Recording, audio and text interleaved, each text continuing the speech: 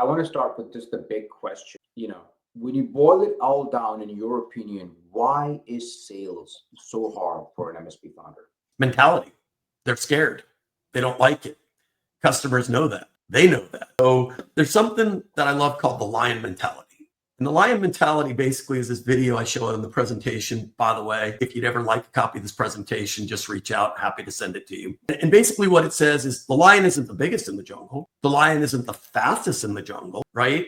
The lion isn't necessarily the smartest in the jungle. So how can the lion be the king of the jungle? Mentality. Lion knows what they want to do. Lion is focused on what they want to accomplish. Lion is going to accomplish that. I love the lion mentality because as a salesperson or a business owner, you have to have the lion mentality. I am going out there today. I know I'm prepared. I know I'm doing it the right way for both me and the customer. And I'm going to do this. I'm going to win this. Not, oh my God, I'm scared to talk to my customer. Oh my God, I don't want to ask them for this because they might say no. No, go out and kick some butt. Go out and kick some butt. Do you think that makes MSPs uncomfortable? What are some things that they can do to get past that discomfort? Well, I think part of it is what we're going to discuss today. Make a process, make a repeatable process that works. Because if you're not winging it every time, it's hard to get nervous when you know exactly what you're going to do, when you're going to do it, the order you're going to do it in, and the responses you can expect on a regular basis and how to deal with all of that. What I've always found is when I go and talk, I do a lot of breakouts at shows, main stage presentations on this kind of stuff. I always have to put together a presentation first, not just the one I'm going to show you, but a brain dump of my thoughts. Because if I can do a brain dump of my thoughts, then I will go start writing it out, right? I will outline it. I will write it out. Writing it out commits it to memory. That's just a psychological fact. Once I have that, I'm now ready to go. But what I will tell you is you have to be passionate about it. If you're not passionate about growing your business, if you're not passionate about that you want new customers, guess what? Every time you get in front of them, they can tell. You can feel someone's energy. I know that seems, all Eastern medicine. No, you can feel someone's energy in the room. 100%. And if you're going to come in and you're not going to be excited and methodical and, show them you know what you're doing, you ain't getting anywhere. What are some of the essential components of that process, the sales funnel, if you will, from lead to close? Sure. So, basically a sales process is structured, repeatable series of steps that a sales team or owner would follow. And some of the things that are involved in it are setting the appointment. The next thing you're going to do is a full discovery session. One of the things you need to do in a discovery session is your core group puts together an ideal customer profile, questions that you want answers to that will help you decide if this is a good customer for you or not. Your core group at the company gets together, they create this, you talk about what the answers need to be in order for it to make a good customer. If it makes sense to move forward, then you do a complete assessment. You want to analyze the technical environment, but you also want to analyze the people environment. You want to talk to some employees. You can tell them ahead of time, here's the questions I'm going to ask. What key employees can I talk to? You want to understand what they don't like about their IT infrastructure. Is there something that they think will make them more efficient? Is there something that breaks down regularly that someone doesn't know about? That's information that's important. Now, it doesn't mean you're going to go back to the guy and say, well, marketing says if they have this tool. HR says if they have, no, it's not about that. It's about understanding, though, what they're feeling about IT, what the issues they're running into, because just coming from you or just looking at the technical, it really doesn't have the same impact. The next thing you're going to do is you're going to present the assessment result. When you do this, you're going to present it from a business impact standpoint. You're going to tell them, hey, I found some things that will affect the business in the following ways, okay? And you're going to talk about that from a business impact standpoint. That includes the technical, and that includes the people. Next, if the presentation of results goes well, okay, you're then going to set up a meeting to present the proposal. But it's still going to relate specifically back to the assessment things you discussed and the things they thought were important. You're going to show them you understood them, you heard them, and you're going to take care of those. You're then also going to present a project plan. You're going to take the top 3, 5 things, whatever you discussed, that are the most critical things to fix. Again, outside of you taking over their business with $116 a seat, $500 a person, whatever it is. And you're going to put together a project plan that says, okay, we're going to address these in this order that you said were most critical to you and the business impact that they would have. This one will take 2 weeks. This one will take whatever. And based on a starting date of X, here's how soon we can get done with them. You're going to tell them when you finish each project, you want to meet with them. You want to go through the fact that it's done, what the end result turned out to be, and have them initial it. Why would I do that? Because you're getting used to the communication. You're getting them used to meeting with you. So if you decide to have QBRs, they're used to meeting with you at this point. They like meeting with you. They don't see it as a waste of time. Final part, close the deal. You're going to put everything in front of them. You're going to tell them the day you can start. And you're going to say, the contract's been reviewed by legal. We've taken care of everything to make sure that, we all agree on everything. Sign here. Now, whether it's electronic and you send it to them, because you're never going to send that ahead of time. You're going to review the proposal with them. You're never sending it ahead of time. They want you to send it ahead of time. The answer is no. I want to review it with you so I can show you what we need to attack first, second, third, fourth, et cetera, et cetera. If they want to see it first, that means they're not willing to spend any more time with you and there's a problem. So what you're going to do is you're going to say, here it is, sign here and we can get started. Shut up. Just sit there, stare at them if you want. Let them throw out any last minute objections if there are any, okay? Hopefully you've asked enough questions with the discovery and all the other stuff along the road. There's no question that they're going to sign it. Do not leave without a signed document unless there's a specific reason, meaning I need some more time to think about it. Okay, well, you said when we first talked that these were the problems you were facing and you wanted them addressed in the following way in this time frame. Has something changed? Okay. Well, yeah, I need to speak to someone else. Well, then that's your fault, because part of the process, one of the questions I tell you to ask is who else is going to be involved in deciding if we're right for you? Okay. That's a flaw in the sales process. You need to make sure you're getting those questions answered, but always answer an objection with a question. Well, I think your price is too high. Really? Why do you think that? Logical question, right? Not, oh, okay, let me fix the price. Oh, I can negotiate. No. Why do you think that? Maybe by the time they're done talking about it, they don't really think that. With every objection they throw out, know the question you're going to ask to get them to go back inside their head and think about it. Last thing, don't ever give them a price until the proposal meeting. What's the point? So they can judge you on price? Is that the only way you want to be judged?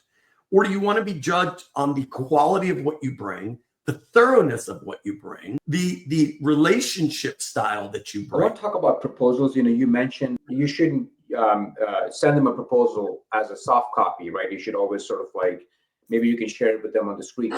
When you're discussing that proposal on a screen, are you discussing pricing as part of that proposal, or are you doing that only when you meet them in person?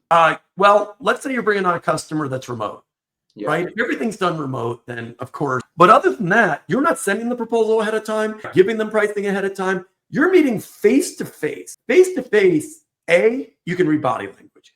2, it's harder for someone to just say, okay, go away. I don't have time for this. Yeah. Or not pay attention. You're going face to face. Curious. Second thing, you are never presenting to someone that's not the decision maker.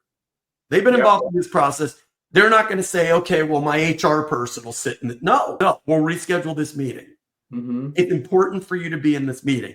If they're already throwing it off to someone else, then what you're doing is you're presenting to that person who now has to try to take what you've done and present it to the decision maker. Yeah. And guess what? Now we're presenting price. Yes, absolutely. Because everything else is going to get lost in translation.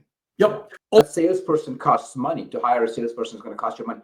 How should a founder think about this challenge? Well, a founder should think about, basically, have they run out of time? Do they hate sales with a passion so it's not working? Yeah. A lot of them get referrals. Are your referrals slowing down? Are you not getting the right kind of customers that you want? Are you finding that sales is something that drives you crazy and bothers you to the point where you hate doing it? Now, you have to be evidently at a certain point to be able to afford a salesperson. So that's where you have to decide, how am I going to block my time? And that's hard to do. That's entrepreneurship, right? I don't do it because I couldn't do it that way. I have mad respect for these people that are doing it. But you're going to have to say, just pulling a number, 4 hours a week is dedicated to sales, period. End of story. It doesn't matter. If you can't do that, well, then you got to grow based off referrals in other ways. But at some point, you have to decide if you want to keep growing. If you want to keep growing, you're going to have to hire a salesperson. I have friends, as we've talked about, MSP owners all over the place. And I love when they've hired a salesperson and 90 days ago, they sucked, I fired them. Yep. And then I go, well, did you do this? Well, no. Did you set this up? Well, no. Well, what about this? Well, no. Okay, well, let me say this candidly because you're my friend. No, you suck. I succeed in that environment. So there are definitely certain things you need to do. And it's not so much that they're expensive, meaning the sales rep might be, is the comp plan set up right? Do you have a proper way of making notes and tracking what's going on? Do they understand the products you sell? Or are they all just mushy all over the place? How do they talk to a customer? Do they bring out a technical resource with them? Or are they supposed to be technical and be able to do that? What does their job description look like? Are you onboarding them? Are you taking them out on calls with you? Because guess what? You have to be part of this. It's a team sport. The other thing I'll say about this topic, because I'm passionate about it, if you want to offer straight commission, stop. Sounds good to you, okay? Because they only get paid for what they do. I promise you, you are not going to get a good salesperson for commission only. There is not a salesperson out there today that wants to work for commission only unless they sold cars or roofing or stuff like that. And if that's the kind of sales rep you want, rock on with your bad self. Commission only, you get what you pay for. Yeah, exactly. And what you're paying for is someone that is now desperate to make sure they do stuff to pay their mortgage, pay their car payment, whatever. So do you really want those kind of sales that they're trying to get in no matter what so they can make that? I don't care what you say. That's going to hurt you more. Yes. I would never, ever, ever in my entire sales career work for straight commission. I don't care if someone's straight out of college and brand new. I don't care if I've been doing it for 20 years. It depends on the area, but a normal base salary, I'll say, is an average across the US. But it depends also on the area. This doesn't work for San Francisco. Yeah. $60,000 a year. If you can't afford a starting point of 60, forget it. Keep doing what you're doing because you're going to get someone that doesn't care about you. They care about making sure they're taking care of their family at any cost. So you're going to get stuff that you're going to end up having to back out of, return, refix, stuff that doesn't meet your standards. You're going to get all kinds of crap. And guess what? You can't teach them because they're saying, you're not paying me. Yeah. And by the way, for those founders who are listening to this saying, well, I don't have a sales expense because I don't have a salesperson, I want to say you do have a sales expense. It's you. And the time that you're spending doing the sales. If you're spending 50% of your time doing the sales and you're drawing, I don't know, 200 grand from your year, you should think about 100 grand going towards sales.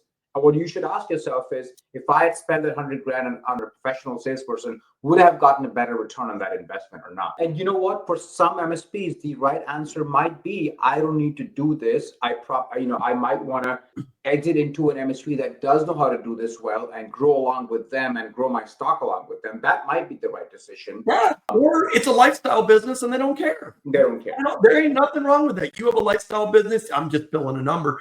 You're doing $2.5 million a year and you're able to pull out of it what you want to make, so you can buy the car you want, the boat you want and everything. There's nothing wrong with that. More power to you. I wish I was in your place. If there's one piece of advice you want to give to a founder as they think about their sales and how to make it better, what would that be? Actually, there are a couple of things. Lion mentality. Yeah. You can do this. You can do this. You just have to want to do it. Second thing, put a process in place. It's much easier when you put a process in place that you can follow, you don't have to think about, and have worked because you've adjusted it over time. It makes it a lot less scary because you've done it a million times. And the final thing is talk business, not technology. Matt, I love doing this podcast with you because A, it creates the podcast, B, it gives me a free tutorial on how to become a better salesperson. That's awesome. Thanks. I love it. I love sharing the information with everybody. It really gets me jazzed when I know I can help people reach their goals, accomplish their dreams, because you know what? I've done it for so long. It's time to share.